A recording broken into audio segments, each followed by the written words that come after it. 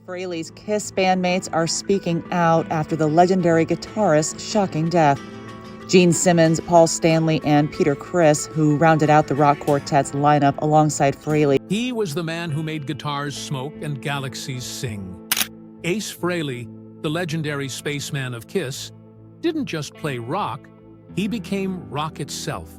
For decades, his lightning riffs and wild solos defined an era, inspiring millions to pick up a guitar and chase the stars. But when news of his death broke, the rock world stopped. And then, something unexpected happened. Paul Stanley finally broke his silence after years of distance, saying words no one saw coming. What he revealed left fans around the world completely stunned. When news broke that Ace Frehley, the legendary co-founder and lead guitarist of Kiss, had passed away at the age of 74, the rock world froze in disbelief. His family made the heartbreaking decision to turn off his life support after a fall that led to severe complications. His former bandmates, Paul Stanley, Gene Simmons, and Peter Criss, spoke out with heavy hearts. For the first time in years, all three shared words of tribute. Paul Stanley remembered their first encounter, saying, "I remember 1974, hearing a blazing guitar from the room next door at the Hyatt on Sunset. I looked across the balcony. It was Ace." It was a short but powerful statement, filled with nostalgia. Even in his 70s, Ace Frehley never lost his spark. In 2020, he released Origins Vol. 2, an album that revisited his musical roots with a fiery passion. It climbed to number 66 on the Billboard 200, a testament to his timeless creativity. 4 years later, in 2024, he unleashed 10,000 Volts, hailed as his best work since Anomaly in 2009. The album debuted at number 46 on the charts and featured tracks like Walking on the Moon and Cherry Medicine, blending classic hard rock with modern soundscapes. Critics and fans alike agreed. The spaceman still had lightning in his veins. Even Paul Stanley praised him, saying, "Nice work, Ace, the fire's still there," words that carried immense emotional weight. That same year, Ace launched the 10,000 Volts Tour, performing across dozens of U.S. cities. The Cedar Park, Texas show became legendary, with fans chanting "Spaceman" deep into the night. But by September 2025, cracks began to show. Ace revealed he had taken a small fall, assuring fans he was fine. Days later, the tour was canceled, and he was hospitalized in New Jersey for internal treatment. Despite hopeful updates, on October 16, 2025, Ace Frehley passed away in Morristown, New Jersey, surrounded by loved ones. A legend's final curtain call. The world fell silent. Within hours, Gene Simmons and Paul Stanley issued a joint statement. Ace was an irreplaceable part of Kiss. He will forever remain a part of this legacy. Their words symbolized something more profound than grief. They marked forgiveness, respect, and the end of a 50-year circle. Around the world, fans played songs like "Shock Me" and "New York Groove" in remembrance. Radio stations dedicated hours to his music.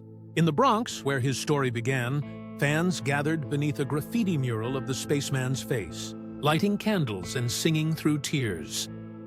Before becoming an icon, Ace Frehley was simply Paul Daniel Frehley, born on April 27, 1951, in the Bronx, New York. His father was a Dutch-born electrical engineer, and his mother, of German and Cherokee descent, played piano and loved classical music. Their small apartment was always filled with music. At 13, Ace received his first electric guitar for Christmas. Without any formal training, he taught himself to play by copying the hands of his heroes: Jimi Hendrix, Jeff Beck, The Who, and the Rolling Stones. His style became instinctive, raw, and emotional, the foundation of the unique sound that would later define Kiss. Ace Frehley was more than a guitarist. He was a living symbol of rock's wild imagination. Designing his own silver makeup inspired by science fiction and space travel, he gave birth to the Spaceman, a persona that captured hearts across the world.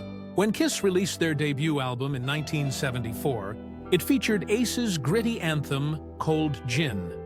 His smoking guitars, raw power, and unpredictable brilliance made him a fan favorite. But behind the paint, he felt caged by fame.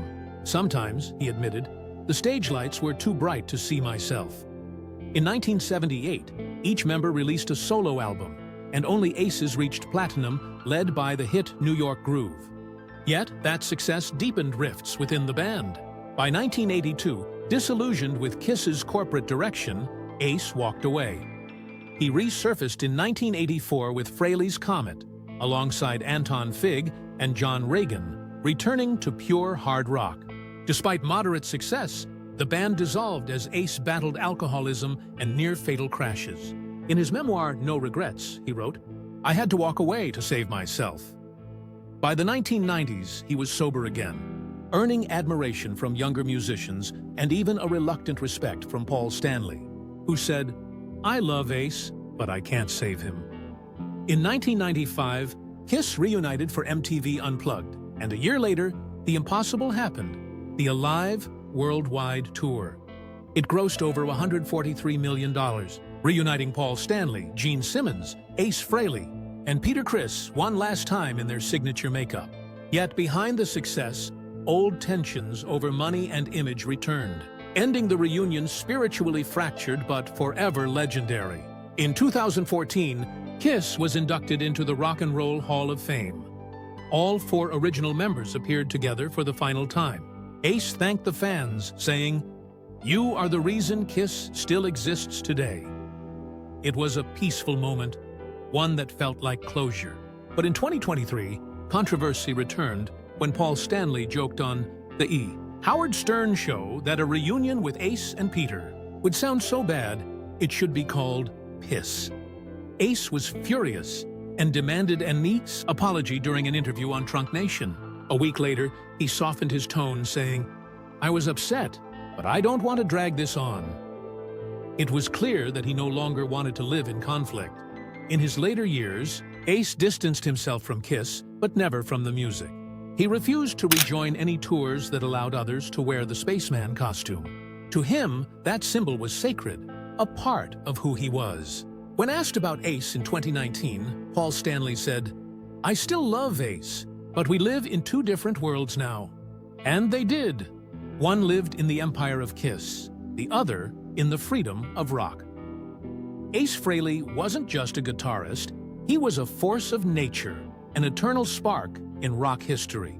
His sound, his spirit, and his fearless individuality will keep inspiring dreamers for generations. The spaceman may be gone, but his music will forever echo among the stars. If you grew up with his fire, don't forget to like, share, and subscribe for more stories behind rock's immortal legends. Thanks for watching.